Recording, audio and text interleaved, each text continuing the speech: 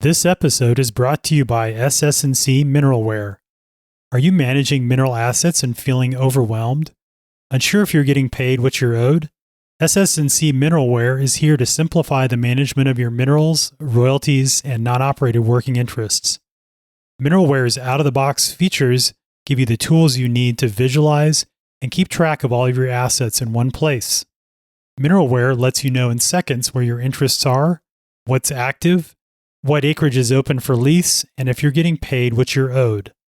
With Mineralware, you can even automate your revenue and JIB processing and eliminate tedious manual data entry, allowing you to focus on more pressing issues.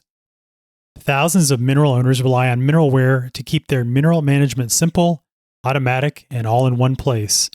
Take control of your mineral assets today with SS&C Mineralware.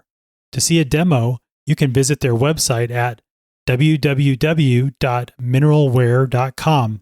That's mineralware.com. Are you ready to make the most of your oil and gas mineral rights? Welcome to the Mineral Rights Podcast. Get the knowledge and resources you need to manage your minerals and royalties. Here is your host, Matt Sands. Hello and welcome to the Mineral Rights Podcast. I'm your host, Matt Sands, and I'm joined by my co-host, Justin Williams, and we're here to help you make the most of your minerals and royalties. In this episode, we're going to give you an update on the advancements in geothermal energy and what it means for mineral owners, as there's been some big decisions and big legislation that's been put in place in a few of the major oil and gas producing states that directly determine who owns the geothermal rights. And it has changed in some places since when we last covered this in 2022, which was episode 158, which was titled Geothermal Energy Opportunities. So, Justin, it was interesting. We were prepping for this, how some of these advancements that have been made have happened fairly recently. I think we've been talking about it for a long time, and maybe the framework's been set up from a legal standpoint in a lot of states. But yeah, it's a lot of this is recent, and it's something, new projects that are going on and new projects getting ready to launch with some serious potential.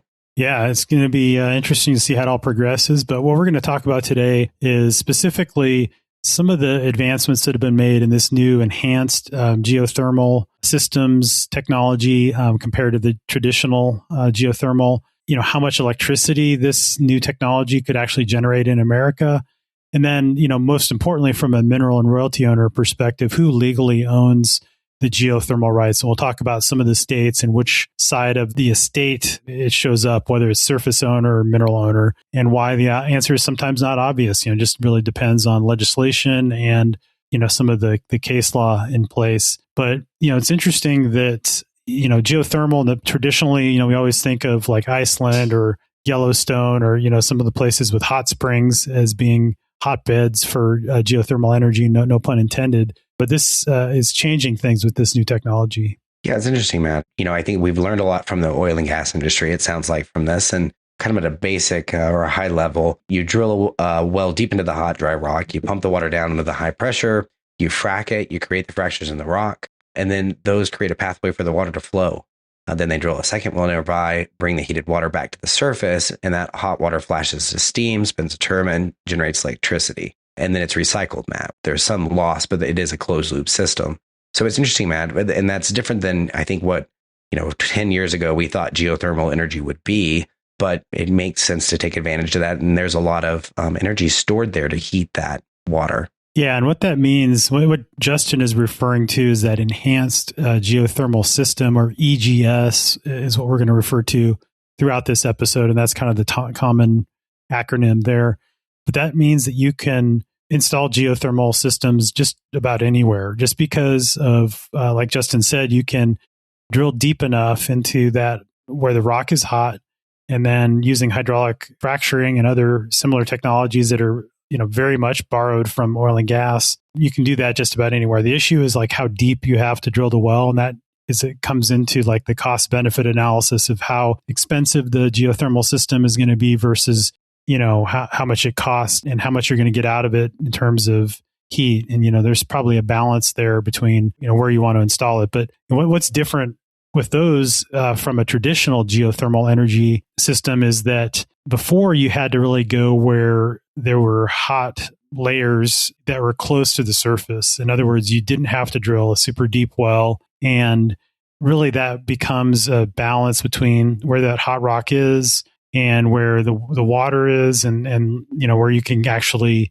get enough energy out. And it's really like the ring of fire, right? You think about like Iceland is a huge place for geothermal energy because there's volcanic activity there and all of that. And of course, Hawaii, you think about volcanic activity. And then, Yellowstone, right, is another obvious place where there's, hot areas that are close to the surface. And so you can tap into that and, generate electricity with geothermal. But that's very geography and geology specific. And so that meant that most of the country was not really eligible for putting these traditional types of geothermal systems in. And as a result of that, why in the West, where there's these hot spots, in fact, it's California and Nevada has 95% of the traditional geothermal capacity, and that's about 4 gigawatts of electricity is being generated. And to put that in perspective, a single large nuclear power plant is about 1 gigawatt. So it's only about 4 reactors running, when you look at all of the geothermal across the country. So it's right now, it's not a lot, but there is a huge potential. And that's why they're talking about that number going much higher if they were able to commercially scale up. That's right, man. And it's, they've borrowed so much, it sounds like, from the oil and gas industry when it comes to technology and really just using the age old method of heating water, turning it into steam, and then creating electricity from turbines. And if we look back into 2022, it was promising, but it was really kind of unproven. And it really wasn't making a lot of sense at a commercial scale at the time that we talked about it in 2022. There wasn't very many pilot projects, and it was mostly research. The oil and gas connection, they thought it was possible, but I don't think it had been tried at that point. And things are really moving forward quickly. And it sounds like the Department of Energy has just launched a massive program that it calls the Enhanced Geothermal Shot Program, setting a goal to cut EGS costs by 90% to 45 per megawatt hour by 2035. And Matt, that seems like a really lofty goal, but they're taking it very seriously as far as putting the money behind it to get this project going. Yeah, and I was just going to look and see what that means. $45 a megawatt hour. How does that compare with natural gas or coal or other things like that? And it looks like it's really kind of in line with those traditional energy sources. When you look at, solar, wind, natural gas, coal, geothermal is kind of right in line with that in terms of that right now, those are like in the $45 to $80 per megawatt hour for those other more traditional energy sources. So that is a pretty aspirational goal, and certainly seems like we're on track there. So that those projects that the DOE has been working on, and then there's a company called Fervo Energy, which has just in the past few years gone from a commercial pilot project using horizontal drilling and all of that to now they have reported results from a recent test. This is, I guess, 2024, fairly recently. And they have a 400 megawatt project that's under construction in Beaver County, Utah. And they have a single production well that could generate over 10 megawatts. I'm not sure over what period of time, but that has tripled over, from their initial pilot project. And so their chief technology officer called that their Mitchell Energy moment. And as you remember back, we've talked a lot about Mitchell Energy being the ones that really pioneered the use of horizontal drilling along with hydraulic fracturing to start the shale revolution. And that's where all of these new wells that are being drilled across different basins, that most of the oil and gas is being produced by this technology that George Mitchell's company, Mitchell Energy, developed or kind of made it commercially viable to do that. And so it's interesting that, they're looking at those same technologies basically that we're using with oil and gas drilling and completions to do this enhanced geothermal systems and installing these new wells. But it's really interesting because the advanced technology goals that, so NREL, which is a national lab and actually here in Golden, Colorado, the National Renewable Energy Lab, they had a goal of, in terms of like cost targets for 2035, and they're actually already being met by some of the Fervo Energy work in at that Beaver County facilities. So when you look at like the research that's going on, like Justin mentioned, it's the Department of Energy has been doing work in Utah. This FORGE, which is Frontier Observatory for Research in Geothermal Energy. And so that is, they're doing things like flow tests and confirming long-term stability of these types of geothermal wells in the reservoir. So like, in other words, if you put in one of these horizontal geothermal wells and hydraulically fracture to get the rock and to get the water to be able to have a lot of contact surface area with the rock, to see, is this something where we can get the same amount of heat over time, or is it actually like a oil and gas well? Does that heat decline? And so that the energy output declines as well. And so that's what they're doing in these tests to kind of confirm the performance of these types of systems. But it seems like they're getting a lot of momentum in this area. And I imagine other companies will pop up that are going to be using the same technology to install these types of geothermal systems, assuming it's economic, right? A lot of this has been R&D type of work so far. But, Justin, if this does continue to move in the direction that we're seeing it go, how big could this actually get? I think it could get huge, Matt. The signs are there. So the research has been done, but also in June 2024, Fervo signed 320 megawatts of power purchase agreements with Southern California Edison. So Matt, they're really starting to put some money in place and contracts in place. Also, I thought it was, interesting to see how excited others are. There's some big names that have invested into Fervo, including Devon Energy is a name that's mentioned, and they've raised a lot of capital through several different rounds with private companies, also received some governmental funding. This is something, Matt, that could be bigger than we realize if it really scales the way that they think. Analysis projects that geothermal could deliver at least 90 gigawatts of electricity generating capacity by 2050. And that's roughly equivalent to powering more than 65 million American homes. That's around half the households in the country. So, Matt, that could get pretty big. And by comparison, the U.S. currently has about 4 gigawatts of geothermal capacity. Getting to 90 gigawatts could mean growing the industry more than 20 times over the next 25 years. Those sound pretty aspirational, I think, for the point that it's at. Time will tell as this technology operates. Like you said, is there going to be a loss in the amount of energy that it creates? But it'll be interesting to see how big of a part this plays. And the ability to kind of drill those anywhere. I think some of the data centers are also looking at this as an option for generating electricity for their locations, and it may grow faster than we realize if it's economically viable. Yeah, I think that's the big question, because these EGS wells are expensive to drill and sometimes more than oil and gas wells because they go deeper and into harder rock formations. And so that Cape Station in Utah that we talked about is the first really commercial scale power plant with the initial 100 megawatt phase expected to come online later in 2026, which is when we're recording this. So, that'd be the real test, I think, is if you get that actually returning, generating a positive return on investment, then you'll see that expand within Fervo Energy and then also with other companies. So obviously have nothing to do with Fervo. I don't own any shares of Fervo, don't advocate investing in Fervo. Just, this was something that came up in the research. And so that's why we mentioned it. But the real question is, because a lot of this stuff is in what they call the Great Basin. That's basically the Southwest United States. They say the USGS, the Geologic Survey, says that there's a potential for up to 135 gigawatts of enhanced geothermal systems capacity. But as we dug into this, some of the data from some journal articles that we read showed that the amount of water that they get back when they inject it down holes, they don't get all of it back. So some of it's lost in this process. And when you talk about the American Southwest, water is a critical resource, right? It's very scarce. It's, particularly right now we're facing a drought. So I think that might be the limiting factor rather than the heat per se.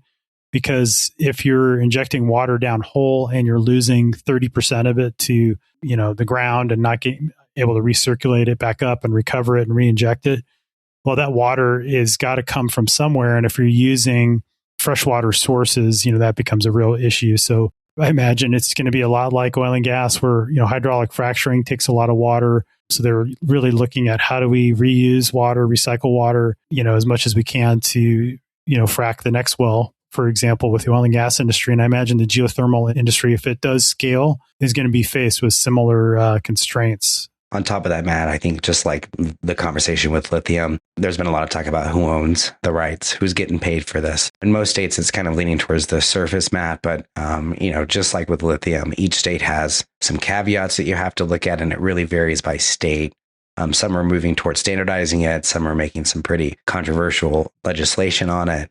But things are changing and it's being talked about. By the time people listen to this episode, it may have changed greatly, but it's interesting to see the states that have kind of started here. Yeah, that's a great point because this has changed quite a bit since we last updated on geothermal. In fact, the big one is Texas, which in 2022, when we recorded this, the previous legislation that was in place, which was back from the 1970s, previously declared the mineral estate as owning geothermal rights. So that was great for mineral owners in Texas, which is, the largest oil and gas producing state in the country. That has completely shifted since then. So there was a bill that was passed in 2023, Senate Bill 785, which settled the question on who owns the geothermal rights. And they said that the surface owner, not the mineral estate owner, owns the rights to geothermal energy.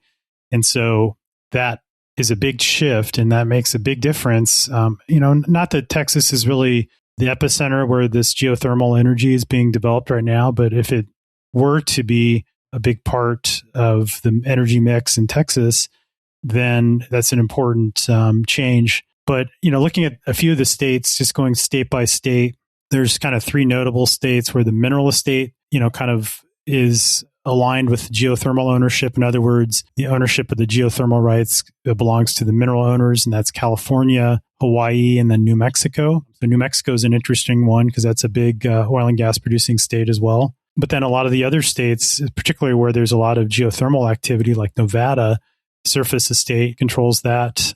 Oregon, the surface estate, and Texas, like we talked about, that's the surface estate. Now, in other states, it's really interesting that geothermal rights are treated as part of the water resource. So if you have the water rights, then maybe you own the geothermal rights, which is an interesting distinction. And that's Alaska, Wyoming, and Utah in some contexts apparently fall under that category. So interesting that it's totally across the board depending on where you're at. But like Justin said, it does seem like the legislation that's being put in place to clarify the ownership is tending to go the way of the surface owner, which, as disappointing as that is to me, is, kind of advocating for mineral and royalty owners. I think it does kind of make sense when you think about the facilities that need to be installed. And if you're, really disturbing the surface and doing all of that, and you're not getting minerals out of the ground, you're just really dealing with injecting water and then getting that water back and just getting the heat with it. That kind of seems to make sense as long as you don't start producing valuable minerals along with that. And, obviously in that case, then the mineral owner needs to be paid their fair share. If there's, for example, lithium that's extracted or other things that are solution mined, when you inject the water down hole to extract the heat, some substances are going to come back with it. And so, that's the real question, I think. I thought it was interesting, Matt, that on the federal lands, there's a bit more of an established framework because development on federal lands been regulated since the Geothermal Steam Act of 1970. And that act gave the Bureau of Land Management authority to issue geothermal leases separate from oil and gas leases. But funny distinction here, the federal government claims ownership of geothermal resources wherever it holds the mineral estate. So maybe, Matt, that was where the Texas law was based. But I thought that was interesting, and it'd be interesting to see if that changed on a federal level. I can't imagine it would. But yeah, man, it's been an interesting evolution, and it'll continue to be in many states, or at least the picture is starting to look like this is going to be tied mostly to the surface estate. And so for people that own minerals only, depending on the state that you're in, and you may not really benefit from this, it's worth taking a look at your documents and deed and see if you have water rights and other specific caveats, though, within certain states. But Matt, for surface owners, it's interesting. Before we hit record, we found a lease that was put out by the SEC with a private landowner, surface owner, where they're looking at developing geothermal rights. And it was a 50-year lease and had a royalty rate. A lot of the structure like you've seen an oil and gas lease, 50 years is a long term, but there was even a royalty mentioned on the electricity generated. So that was interesting, Matt. Yeah, that's interesting. And you get some insight when you have those publicly traded companies that have to disclose those types of agreements. So that was interesting to see. And yeah, apparently, and I haven't really dealt with any geothermal leases yet, but apparently they're similar to oil and gas leases. The terms, as far as the signing bonus, delay rentals, and then royalties on electricity. So that's kind of an interesting analogy there. And I guess it makes sense considering you're using oil and gas technology to drill these wells as well. But, I think the big question from a mineral and royalty owner is, regardless of who owns the geothermal rights and gets the royalty on the heat and the electricity that's generated, the real question is that because the way that these EGS wells are designed, the water is in direct contact with the rock. And so it makes sense that you can get dissolved minerals coming back up, like we talked about just a second ago. And the real question, because right now it's direct lithium extraction is a big deal. It's a big thing you hear in the news about the way that lithium is being mined, and they're drilling, similar types of things to oil and gas wells, and they're producing the water that's there, and then extracting the valuable minerals, mainly lithium, and then re-injecting the water, getting rid of the water, but keeping the valuable brine and the minerals that are there with it. So that's really the real question. And this is where I think mineral owners need to pay attention in, who owns the brine water.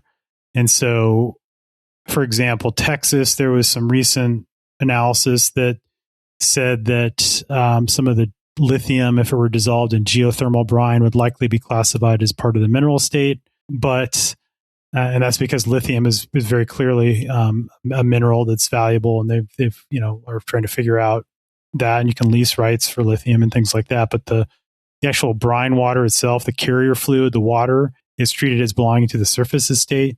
So who owns what? Where do you draw the line, I guess, is a real question.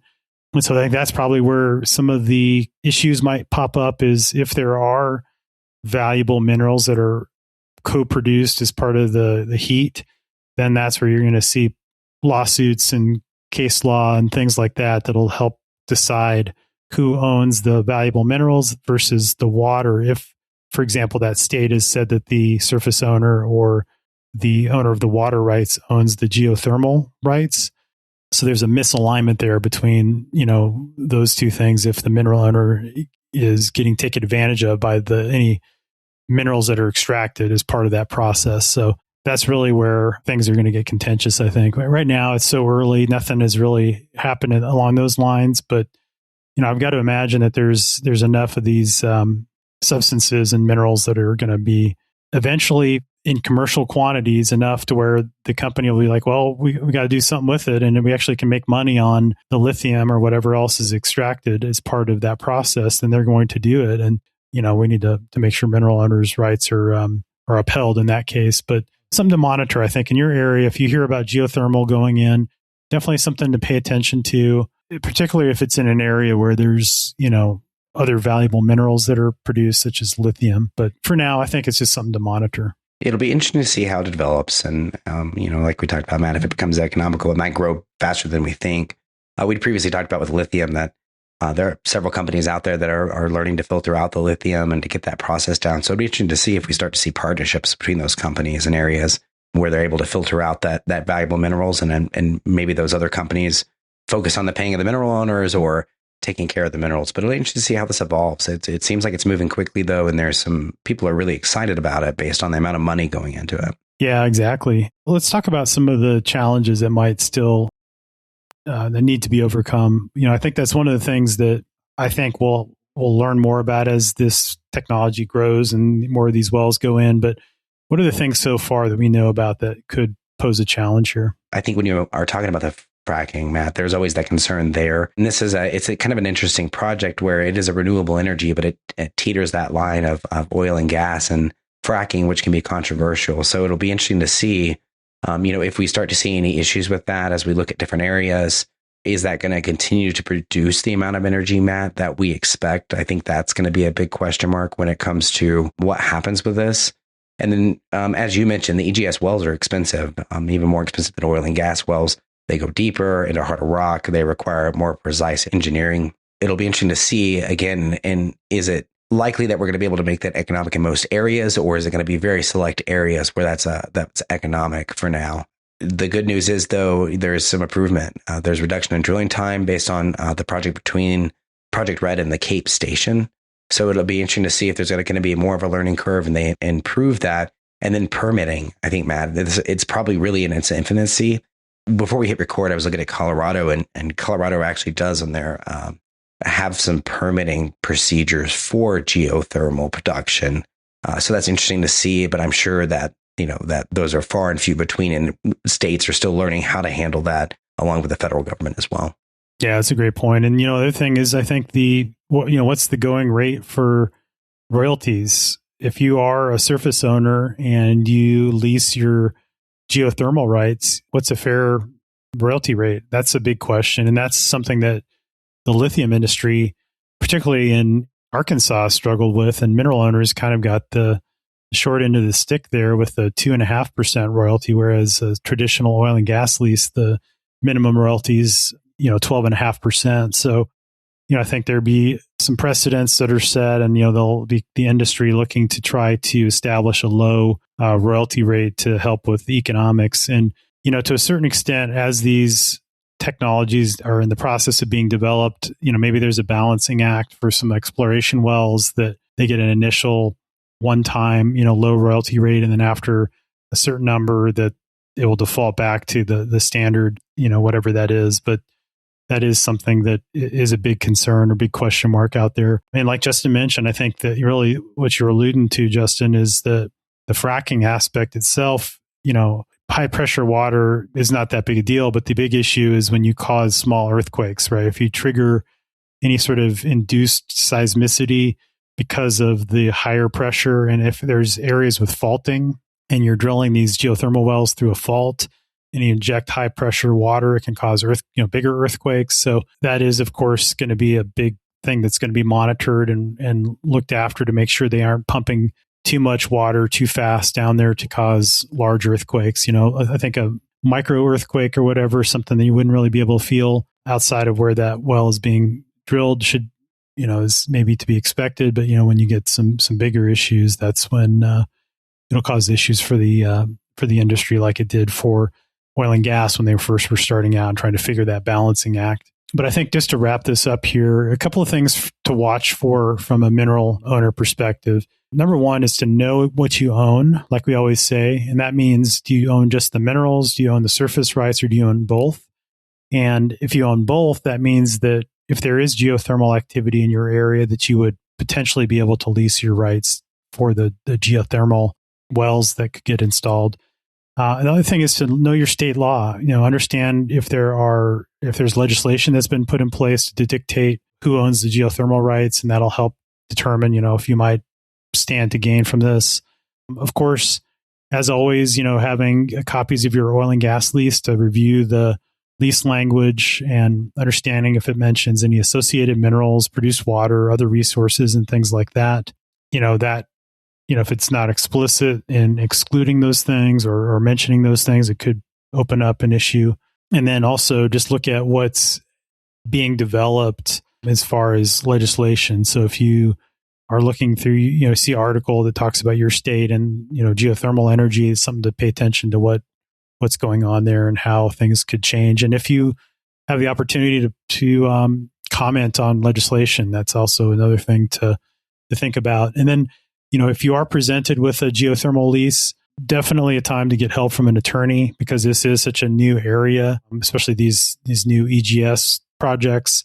And so definitely worth getting somebody that can understand, the going rate, what terms are normal, what you should try to negotiate for, what are the pros and cons, because it is sort of a new area with not a lot of examples to go by right now. But, I think ultimately it's interesting when we look back over just 4 years and how things have started to move forward with some advancements in technology. And I think that's really the big story, is that technology is advancing quickly, kind of similar to what the oil and gas industry did in the early 2000s as we were exploring using horizontal drilling and hydraulic fracturing. Well, now they're doing the same thing with these EGS projects, and the learnings and the cost efficiencies and all of the things that we learned on the oil and gas side can be applied to geothermal. So they have a little bit of a leg up to a certain extent because there's such a history on the oil and gas side. And in fact, they're hiring for some of these projects. Most of the workers are actually oil and gas workers that are working on these projects because they're basically like drilling a deep oil and gas well,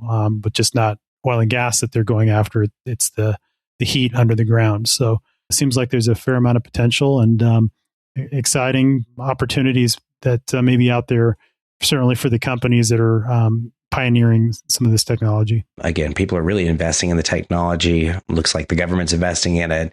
So making big strides. It'll be interesting to see what happens. Yeah, definitely. So, all right. Well, thanks again for listening. Thanks, Justin. Thanks, Matt. Thanks so much for listening to the Mineral Rights Podcast with your host, Matt Sands. Don't forget to subscribe and share at mineralrightspodcast.com. The Mineral Rights Podcast should not be construed as investment, legal, or tax advice. All information is believed to be from reliable sources. However, we make no representation as to its completeness or accuracy.